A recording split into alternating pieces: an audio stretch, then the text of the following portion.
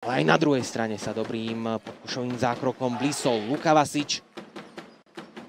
Davis Smith, ten patril regulérne k borcom, ktorí mali najväčšiu vodu handlovej.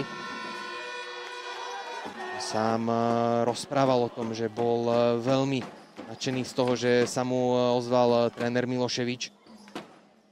A že môže nastupovať pod jeho vedením. 8 sekúnd pre Baníkov. Si je toho vedomý, bude to pravdepodobne brať na seba a Smith ťažkým zakončením, ale podobne veľa zápasov s kvalitnejšími súpermi, ako tomu bolo pred minulou sezónou. Teraz ale sledujeme posledné sekundy prvého polčasu a Smith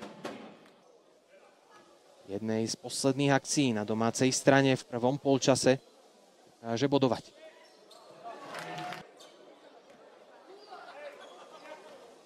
Príležitosť pre Smitha zaznamenať svoj 7. byť v termíne 25. januára. No, uvidíme, čím všetkým budú tieto skóre 11-2. Sa týka rozohranej tretej periódy.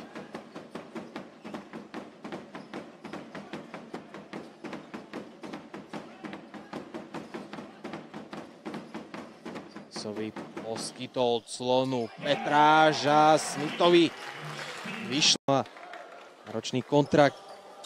Sa im ho teda podarilo zlanáriť. No a už aktuálnu sezónu teda vstúpili do zápasu s najužitočnejším hráčom sezóny 22-23 a rozohrávačom MVP Peťky vlaňajšej sezóny. Strelu bude to mať ťažké. Nakoniec nepremieňa. Petráš, ktorý zabojoval o loptu, nachádza Smitha, ten pôjde do agresívnej koncovky a end one.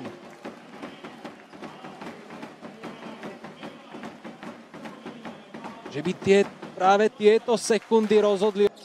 Necelých 7 minút pred koncom dnešného zápasu už vyzerá celkom slutovku verí. Ešte tam je ale Smith, ktorý o loptu zabojoval.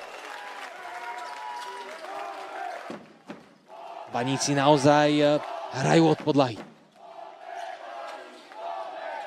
Smithovi to tam padá.